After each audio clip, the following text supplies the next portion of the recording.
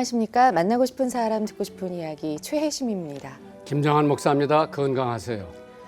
미국의 어느 빈민가 후생사업국에서 일했던 여직원이 소아마비로 다리장애를 가진 어린 소년을 만나게 됩니다. 그 마을에 살던 한 유명한 의사는 소년의 안타까운 처지를 듣고 수술을 약속하게 되죠. 마침내 수술이 성공적으로 끝나게 되고 소년은 또래 아이들처럼 걷고 뛰놀 수 있게 되었는데요. 오랜 세월이 흘러서 여직원과 외과 의사는 다시 만나게 되었고 의사는 그 소년의 소식을 묻게 됩니다. 그 소년은 어떻게 되었습니까? 훌륭한 의사가 되었나요? 아니면 과학자가 되었나요? 여자는 대답합니다. 아니요. 그는 지금 교도소에 수감되었습니다. 우리가 그에게 걷는 법만 가르쳐줬을 뿐 걸어야 할 곳을 미처 가르쳐주지 못한 것 같습니다. 목사님, 인생에서 이 걷는 법도 중요하지만 걸어야 할 곳을 잘 알고 걸어가는 것이 더 중요한 것 같습니다. 어디를 걸어가느냐, 네. 뭐를 위해서 걸어가느냐 굉장히 중요하죠. 그래서 우리가 밥 먹는 법을 가르쳤다. 어떻게 하면 그 밥을 먹고 살 수 있냐, 그것도 네. 가르쳐줘야 되는데 그저 한 부분만 가르쳐주는 한국 교육 제도가 입시, 네. 가서 좋은 대학만 붙으면 모든 게 다 해결될 줄 아는데 그거보다는 가서 공부를 어떻게 해서 사회에 어떠한 기여를 하느냐, 네. 인생의 삶에 대해서 가르쳐야 되는데 가정교육이 있죠. 태어난 엄마 뱃속에서부터 배운다는데 네. 사회교육이 있고 교회교육이 있고 학교교육이 있고 여러 가지 그 교육들이 있는데 그 안에서 어떻게 살아야 된다고 하는 교육은 네. 반드시 가르쳐줘야 될 것 같아요. 예.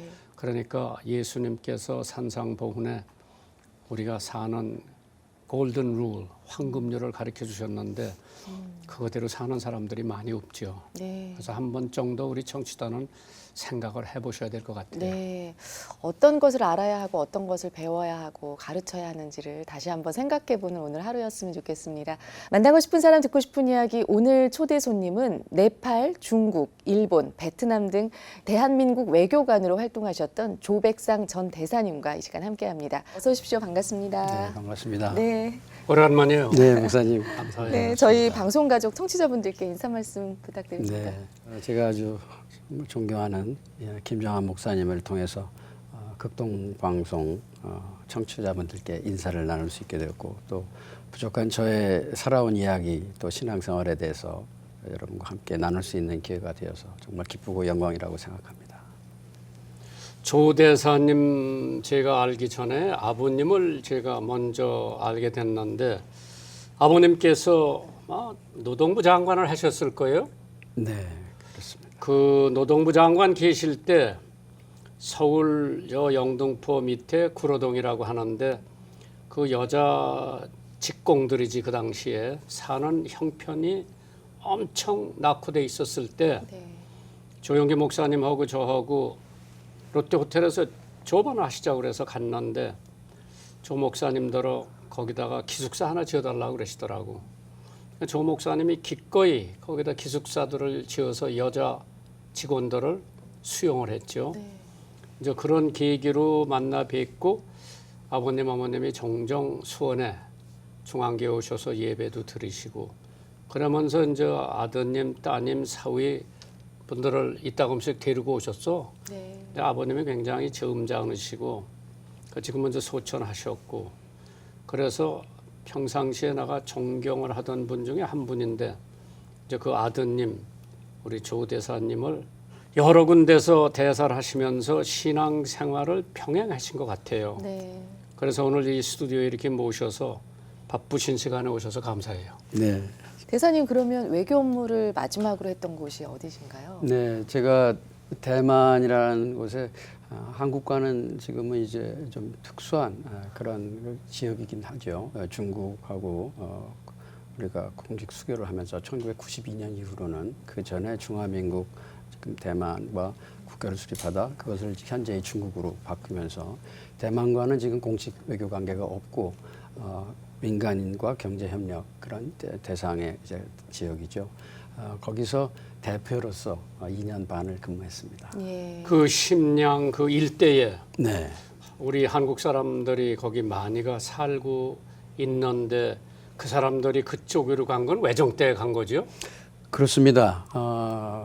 아직 아주 초기는 뭐 저 그 구한말 때부터 그 두만강 지역들을 건너서 그 만주 쪽이나 그 이제 연해주 이런 쪽을 러시아 쪽 아니면 중국의 지금 연변 쪽들을 지났는데 본격적으로는 우리 일본의 식민지 하에 있을 때 농토나 생활 여건에 찾아서 그쪽으로 떠난 분들의 그런 후손들이 많이 있죠. 그리고 수교 이후에는 이제 우리 경제 활동을 중심으로 한 분들이 많이 가서 또 경제 활동을 하시고 있고요. 그 심량하고 우리가 잘 아는 할빈, 네. 이등박문이 네. 안중근이가 죽인 데하고 거리가 얼마나 됩니까? 거리가 동북삼성 지역이 이제 연영성을 중심으로 한 심양이 있고요. 그 위에가 길림성이라고 하는 그렇죠. 데가 있고 제일 위쪽이 이제 흑룡강성입니다. 흑룡강성에 거기 이제 그 제일 중심 도시가 하얼빈인데 위치로 치면은 부산에서 신의주 정도 가는 거리라고 할까요? 한 1000여 킬로 이상 돼 있고요. 주로 뭐 비행기로 거기도 이제 해야 한국 되고. 사람들 살고. 그렇습니다. 하얼빈 흑룡강성에도. 지역에도 네, 많이 있습니다. 거기서 우리 한국 동포들은 주로 하는 게 농사지가? 과거에요. 예.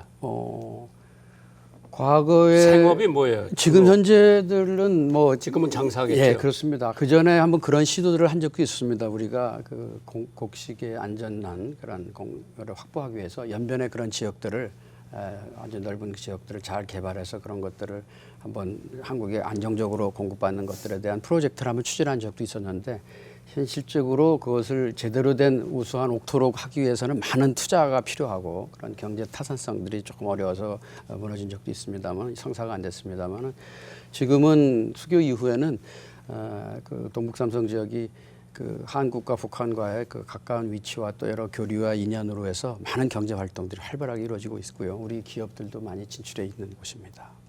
만나고 싶은 사람 듣고 싶은 이야기 함께하고 계십니다. 오늘은 조백상 대사님과 시간 이야기 나누고 있습니다. 대사님께서는 서울대 외교학과를 졸업을 하셨는데요. 네. 그러면 어릴 때부터 외교관이 꿈이셨나요? 네. 비교적 일찍 그런 네. 뜻을 갖게 된 셈인데요. 제가 중학교 2학년 다닐 때 중학교 때 사회교육 선생님으로 기억을 하시는데 장래 무엇이 될지 그 꿈에 대해서 얘기를 발표를 할 그런 기회가 있었습니다. 그때 제 뇌리에 이렇게 스쳤던 것이 당시에 닉슨이 중국 비밀 방문과 또 주계 장막을 열고 그런 그 활동에 대해서 이제 막 알려지고 네.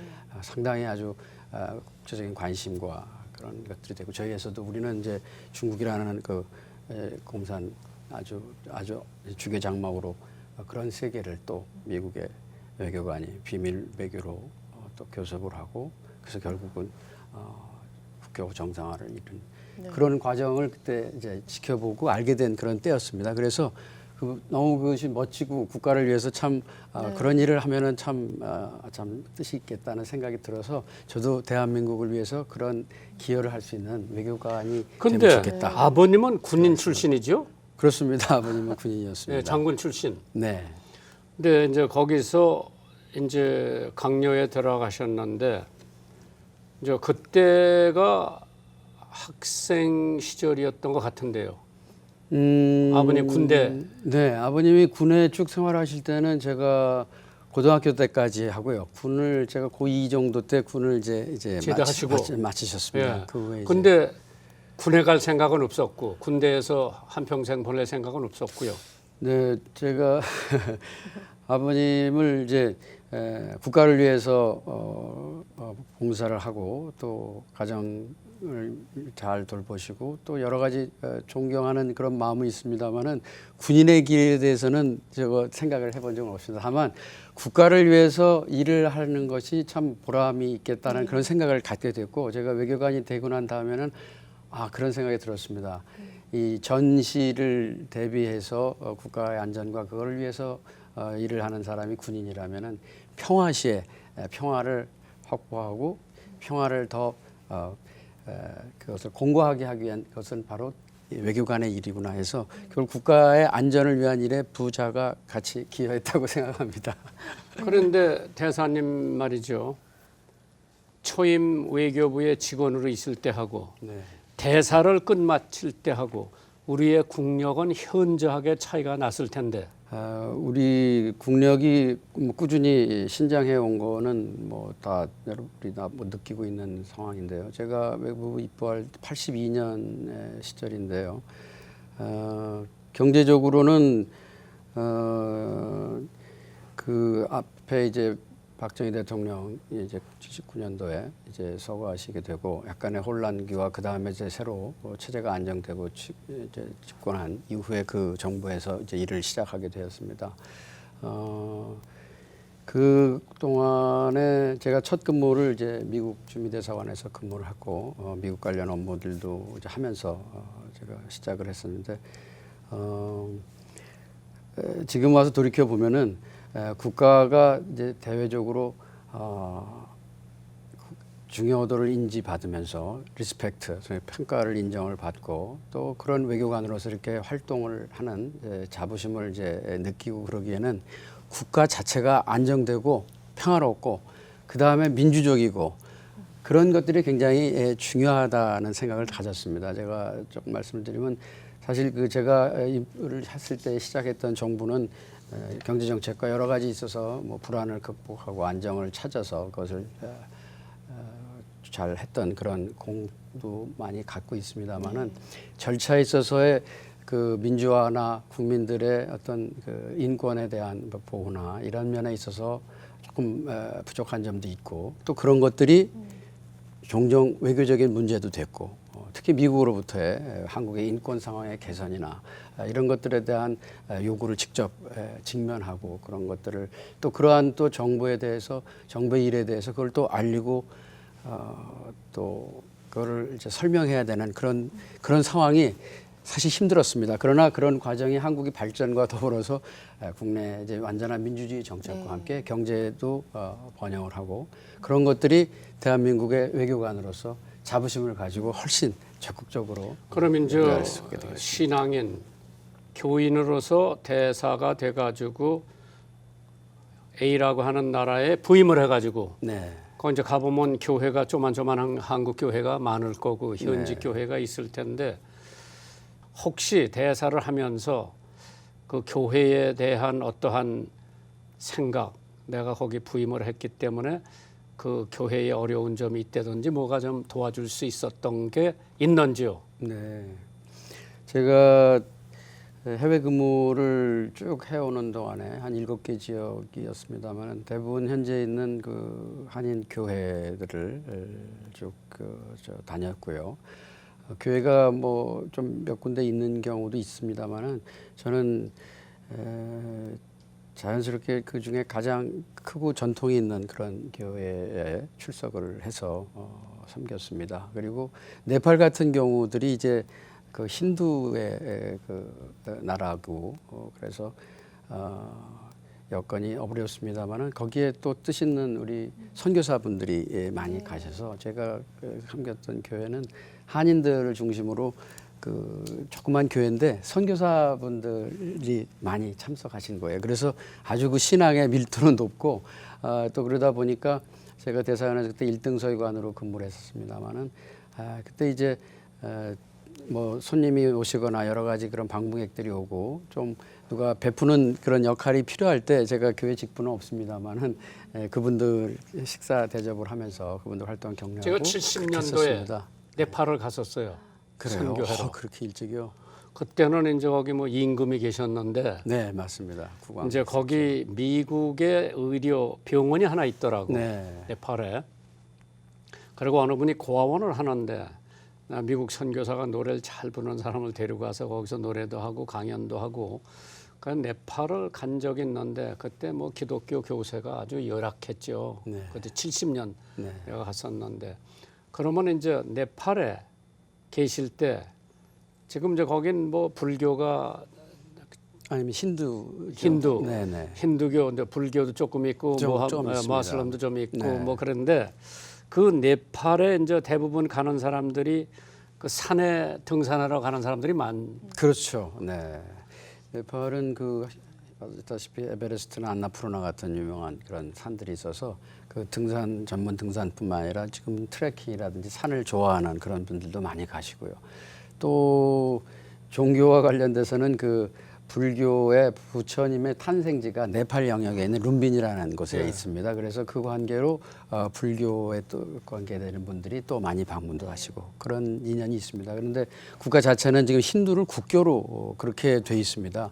그게 이제 인도만 해도 힌두가 많지만은 그걸 헌법에 국교로는 안 했는데 거긴 국교로 돼 있기 때문에 석자히 선교하시고 그런 분들이 어려운 여건들도 많이 있습니다. 그럴 때 제가 여건이 되게 안전하고 그렇게 선교사께서 활동들을 잘 할 수 있도록 그런. 근데 거기 신경을 근무하시면서 에베레스트 산을 올라가 보셨어요? 그 중간엔 아주 그 근처에 한 4,000여 미터 본까지는 그래도 올라가 봤습니다. 예. 그럼 네팔의 추억거리가 제일 많으실 것 같아요. 그렇습니다. 대사님. 네. 네. 그런데 이제 대사님으로서 참 가족들을 여기저기 데리고 다닐 때 이제 애들 교육이 문제죠. 네. 그거 어떻게 해결하셨어요? 그 한국어들을 저기 좀 제대로 익히지 못하고 불편하게 될 그런 우려가 가장 크기 때문에 제가 가는 곳마다는 그 교회에서들 많이 하시기도 하고 또 한인 이런 한글 학교가 있습니다. 그래서 한글 학교에 꼭들 보내고 저희 안 사람도 그 한글학교 교사로 참여도 하고 또 봉사도 하면서 그런 교육에도 신경을 쓰고 또 거기서 이루어지는 국제 교육을 받으면서 또 현지 뭐 그 문화나 언어도 좀 배우도록 그렇게 하고 그렇게 준비를 했습니다. 다행히 그 학교 이런 들어가는 것들이 잘 맞아서 저희 아이 둘이 국내 대학에 와서 다 4년간 대학들을 다 잘 마쳤습니다. 그래서 감사하게 생각하고 있습니다. 결혼은 했어요? 첫째 딸은 결혼을 몇 년 전에 해서 지금 손주가 둘이나 있습니다. 네, 미국에 살고 있고요. 네. 아들은 아직 이제 직장 다니고 같이 데리고 있습니다. 그렇구나. 그 외교하시면서 특별히 기억에 남는 에피소드가 혹시 있으시다면? 네, 제가 그 외교관 생활 34년 중에 한 해외 근무가 한 23년 정도 됩니다. 그 중에 한 10여 년 가까이는 제가 중국권에서 근무를 했습니다. 북경 대사관에 3년, 심양 총영사로서 3년, 또 독특한 스테이터스를 가지고 있지만 대만, 중국에 대만이라는 곳에서 2년 반 있었는데 각각 그 지역에서 에피소드가 조금씩 있습니다. 북경에 있을 때는 그 당시 이제 우리 김대중 대통령께서 방중을 하시되는데 방중을 한 계기에 어떠한 우리 국가에 도움이 되는 그런 좋은 협력 사업을 중국 당국하고 협력해서 이루어지는 만들어는가 해서 그런 거를 팀이 돼서 저희가 열심히 제가 경제 업무를 하고 있었는데 그 팀이 돼서 그것을 좋은 프로젝트를 많이 발굴해서 합의를 해서 결국 좋은 성과를 내는 그런 것에 만들어낸 적이 있습니다. 그래서 그걸 보람을 느끼고 있고 그때 그 일을 같이 열심히 했던 팀들이 지금도 가깝게 느껴서 지금도 정기적으로 잘 만나고 있습니다. 그리고 심양에 있을 때는 그래도 말씀을 좀 하셨습니다만 안중근 의사가 이등 방문을 저격해서 우리 한국 국민의 기계를 드리는 없고 일본 제국주의 거기 이제 항거했던 그런 바로 현장인 그 하얼빈 역사인데 거기에 사실은 중국 당국이 거기에 어떤 한국인으로서는 그것을 기념할 만한 기념물이나 아니면 그 장소 사건이 발생했던 표지라도 이루어졌으면 하는 그런 바람이 있어서 그거를 쭉 요청을 했습니다만 중국이 여러 가지 외교적으로 민감한 문제나 중국하고의 그런 관계 때문에 그것에 대해서 굉장히 소극적이었습니다.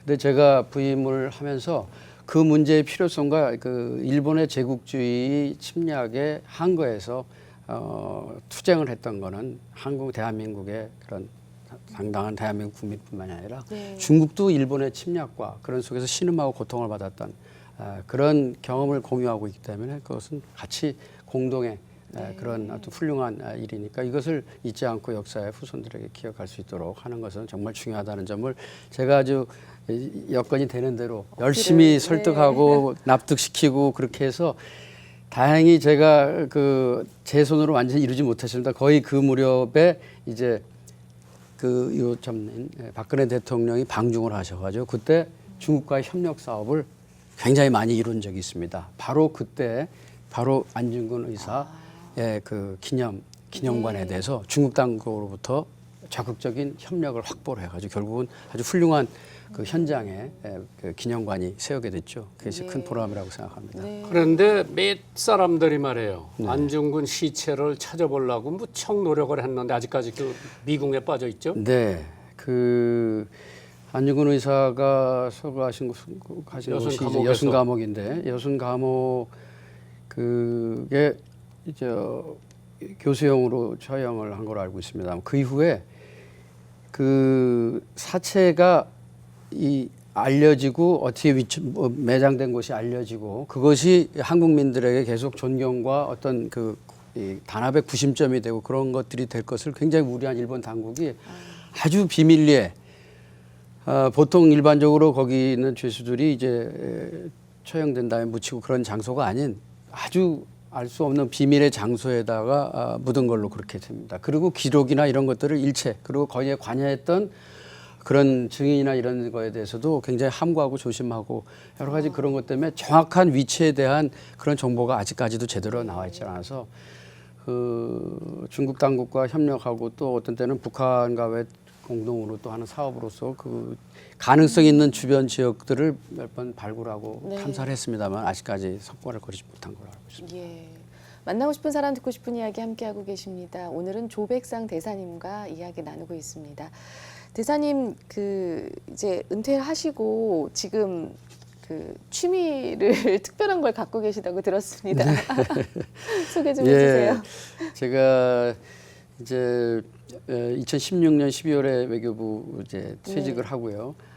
제가 그 전부터 음악은 좀 좋아했습니다. 학교 때 저 교회 성가대도 조금 했었고 그다음에 기타를 치면서 듀엣 활동도 했고 대학 때는 또 팀들고 만들어서 보컬 그룹 활동도 좀 한 적도 있었고 합창단도 한 적도 있습니다. 그러니까 제가 상당히 많은 시간과 여건들이 되면은 음악에 대한 것들을 굉장히 좋아했었는데요. 제 직업 외에는 퇴직 이후에 좋아하는 음악을 좀 계속 가깝게 하면서 또 기회가 되면 그걸 통해서 어떤 봉사도 하고 기여를 할 수 있는 거를 생각을 해서 많이 유행하는 그 색소폰이라는 악기를 제가 2017년 1월부터 네. 이제 배우기 시작했습니다. 그래서 한 이제 2년 반 정도 됐습니다. 그럼 지금 어느 정도 부를 수 있겠네요. 조금 아직도 서툴면 이게 쉽지는 않더군요. 생각보다 쉽지 않은데 제가 그렇게 해서 준비를 해서 몇몇 친구들과 함께 그 노인 양로원하고 그 맹인교회에서 이제 그 봉사로 그분들에게 기쁨을 주고 그런 음악을 연주를 한 적이 좀 있습니다. 예. 그런데 아버님, 어머님은 천주교에도 좀 다니신 것 같은데 네, 그렇습니다. 조 대사님은 저 개신교 하셨고 누이 동생도 음악을 했는데 거기도 역시 개신교. 이 언제부터 믿음을 갖기 시작했어요? 저희 형이 군의관으로 복무 중에 순직을 한 일이 있었습니다. 1984년에. 그래서 그런 이제 비보를 접하면서 그 형이 캐토릭 영세를 이제 받으려고 준비를 하고 그러던 중이었는데 이제 그렇게 이제 사망을 하게 돼서 그때 나이가 뭐 불과 30이 안 됐습니다. 29에 이제 그런 나이인데 그 뜻을 좀 받아서 부모님이 그런 마음의 위로도 하면서 그래서 성당을 다니기 그 시작했습니다. 전에는 뭐 안 하셨었어요. 네, 다만 이제 그 여러 종교나 이런 분들에 대한 이해나 관심과 그런 것들은 쭉 있으셨지만 정식으로 이제 다니시고 그런 거는 그때를 계기로 해서 성당을 다니셨고 저는 대학 시절부터 이제 교회를 다니기 시작했습니다. 그래 이제 아버님이 우리 교회도 여러 번 나오셔서 네. 뭐 거부 반응은 안 느끼시더라고. 네. 그러면은 대학 다닐 때 믿음을 갖게 된 동기는 무슨 저요? 예 있었을 텐데. 참 조금은 좀 평범한 그 청년들이 많이 할 수 있는 건데요. 그 지금 사귀는 그 여자친구 지금 이제 제 아내인 그 사람이 교회를 다니고 있었습니다. 그 교회에 또 성가대를 하고 있었고요. 그래서 그냥 그 여자친구 연애를 따라서. 여자친구 따라서 교회를 다녔고요. 네. 그 교회 성가대도 하면서 그러나 신앙들은 뭐 제대로 없었습니다. 그러고서 그런데 이제 자라오면서 이제 인생의 여러 곡절도 겪기도 하고요. 그리고 김장한 목사님과의 만남을 통해서 특히 제가 일본에 근무할 때 네. 일본 한번 방문하실 기회 때 저희 네. 대사관의 그 신도인 신우회들을 격려하시는 이제 기도와 함께 좋은 신앙에 관한 인도 말씀을 해주셨는데 그때 큐티 생활하는 거 그다음에 나침반이라든지 매일매일 그 네. 묵상을 하고 365일 예, 이걸 큐티. 적으면서 하는 네. 것들을 그때 직접 선물을 주시면서 그거를 안내해 주셨어요. 그리고 거기서 제가 그거 정말 깨달음을 얻고 기도를 하고 큐티를 하고 감사한 것들을 매일 적어보면서 어려운 시련과 그런 것들을 이제 극복을 할 수 하면서. 있었고. 네, 그렇습니다. 그럼 지금 나가는 교회는 어디예요? 지금 현재 높은 뜻 광성교회라는 교회를 좀 다니고 있습니다. 거기서 이제 봉사도 하시고. 예, 그건 아직 안 하고 있습니다. 그 교회는 해외 이제 왔다 갔다 하면서 제가 교회를 올 때마다 여러 군데 아이들 이제 따놔서 이제 집을 정했는데 그때마다 2, 3년 단위로 옮기니까 아직 제대로 등록을 못했습니다. 그래서 그냥 다니고 근데 있습니다. 내가 외교관으로서 네. 예를 들어 내가 목사로서 존경하는 목사가 있을 거 아니에요. 네. 외교관으로서 내가 존경하는 사람이 있다. 네. 누구를 꼽아요? 저희 외교부 내도 훌륭한 신앙심을 가지고 공적인 그런 그 분야에서의 많은 기여와 함께 신앙이 착실하지 그런 선배분들은 사실 좀 많이 알고 있습니다. 네, 돌아가신 분들도 계시고. 네, 그분들 그 일본에 있을 때는 나종일 대사님도 오셨고 이태식 대사님이나 또 임성준 대사님 그런 분들이 또 좋은 신앙도 가지고 계시고 또 유명한 장관님도 좀 좋은 신앙. 그리고 옛날에 주미 대사를 하셨던 네. 아웅산 사건에 돌아가셨지. 여기 와서 대통령 비서실장도 하시고 한병춘. 예, 한병춘 대사 같은 사람들 학자고. 그러셨죠. 내가 봐도 존경할 만한 분인데 네. 아깝게 돌아가셨죠. 그러셨죠. 근데 그런 그 외교관들이 많이 있었고 또 계셨는데 참 외교관들이 너무 일찍 은퇴를 하니까 국가적으로 손해가 많은 것 같아요. 예, 그 노하우가 사장이 돼 버리니까. 그래서 이제 많은 외교관들이 어느 대학에 가서 3년 강의도 하시고 그러는 거 보면서 조금 외교부는 그 은퇴 연령을 좀 조정했으면 좋지 않을까 그런 생각도 해봤어요. 다른 나라 경우에는 조금 이제 그 일반 공무원에 비해서 외교관들이 아마 경험 축적들 그런 것들을 아마 활용한다는 그런 차원에서 65세 정도까지 활동을 했던 저희가 몇 년 전만 해도 그대로 그리고 일본이라든지 유럽에 있는 그런 나라들의 대사들은 정말 65세 정도들 이상으로도 하기도 하고 그랬습니다만 한국은 뭐 그 빠른 세대 또 교체와 또 그런 여러 가지 사회적인 그런 것 때문에 다른 공무원과 마찬가지로 60에 준해서 은퇴하는 것들은 뭐 받아들여야 되겠죠. 다만 사회 전반적으로 지금 아마 그 고령화 사회도 있고 또 노동력 부족과 여러 것들이 반영이 돼서 아마 전체적으로 그런 공직에 있는 사람들의 정년들이 좀 더 연장이 되는 그런 추세나 그런 필요가 있다고 생각이 됩니다. 그러면은 이제 부부 생활에 대사하시고 외무부에 계시면서 갈등은 조금 없었어요, 사모님하고?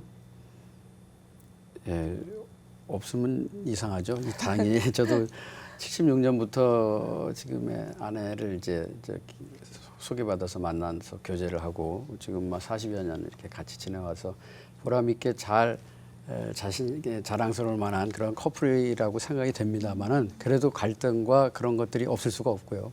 또 그럴 때 그것을 역시 그런 다른 어떤 외부적인 어려움과 함께 그런 이제 아내하고의 그런 관계 이런 것들도 결국 기도와 신앙과 큐티를 같이 하면서 극복을 하고 있습니다. 그래서 큰 도움이 되고 있습니다. 매일 큐티를 같이 하고 이제 제가 잘못한 일에 대해서는 또 바로 깨달음을 주고 또 사실 그 지금 아내가 조금 이제 건강에 어려움이 좀 있고 그래서 그거를 같이 이제 회복하고 노력하는 가운데 제가 이제 마음에 아픔을 줬던 것도 제 탓에 또 이인한 것도 있고. 근데 뭐 헌금 같은 거 주셔서. 가지고 뭐 왜 거기다 하느냐, 왜 금이 많이 하느냐, 적게 하느냐 그런 거는 그런 건 없습니다. 없었고. 오히려 예. 아내 뜻에 잘 따라서 지금 하고 네. 있으니까.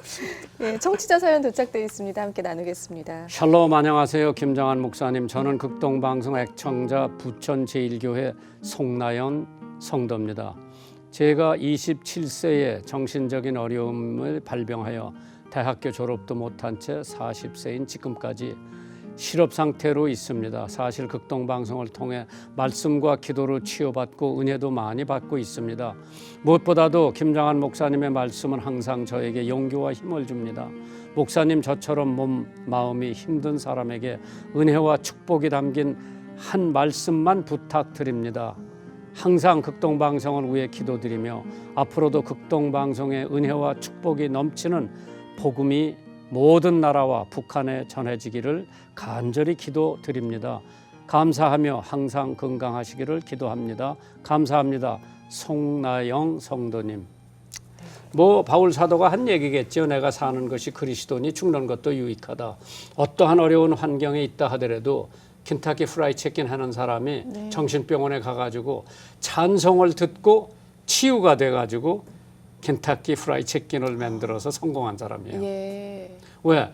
정신병원에 가니까 누가 찬송을 하는 거야. 거기 가보니까 정신 이상자가 찬송을 하는데 그 찬송에 은혜 받는 순간 자기 정신이 맑아진 거예요. 그래서 이 자매님도 실망하지 말고 하나님께서 치유해 주시고 더 좋은 성도가 되길 바랍니다. 아멘. 네, 우리 송나영 성도님께 저희가 준비한 선물 보내드리겠습니다. 이 시간 방송 들으시고 함께 나누고 싶은 사연 있으신 분들은 인터넷으로 참여해 주시기 바랍니다. www.febc.net 극동방송 홈페이지 들어오셔서 만나고 싶은 사람, 듣고 싶은 이야기 게시판에 삶의 이야기, 간증, 또 나누고 싶은 이야기 사연으로 보내주시면 됩니다. 이 방송은 전국 라디오 방송뿐 아니라 극동방송 홈페이지, 모바일 어플리케이션, 그리고 유튜브의 극동방송 TV 채널, 또 페이스북을 통해서 영상으로도 시청하실 수 있습니다. 여러분의 많은 관심 부탁드립니다. 네, 오늘 조백상 대사님과 함께한 시간이었는데요. 그 외교관을 꿈꾸는, 미래의 외교관을 꿈꾸는 많은 이들에게 또 조언의 말씀을 좀 해주신다면. 네. 이제 제가 중학교 때부터 이제 외교관의 꿈을 키워서 이제 오늘 왔고, 그 다음에 제가 30여 년간 이제 외교관으로서 국가를 위해서 기여를 할 수 있었던 점에 대해서 정말 큰 자부심을 느끼고 그것을 꿈꾸는 그런 후배들에 대해서도 제가 얘기를 해주고 싶은 게 있습니다.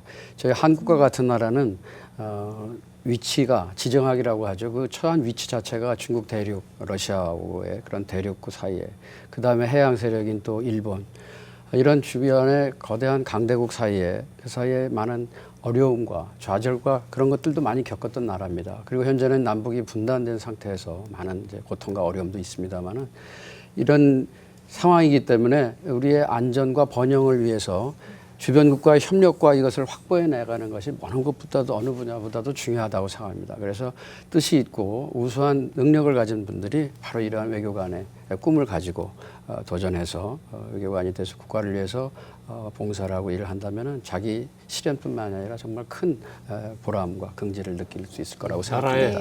나라에 크게 이바지할 수 있죠. 예, 오늘 이렇게 대사님 나와주셔서 정말 감사드리고요. 또 앞으로 또 그 하시는 일 모든 가운데 잘 되실 수 있기를 저희도 응원하겠습니다. 네, 감사합니다. 고맙습니다. 고맙습니다. 만나고 싶은 사람, 듣고 싶은 이야기 저희도 다음 주 이 시간에 다시 찾아뵙도록 하겠습니다. 감사합니다.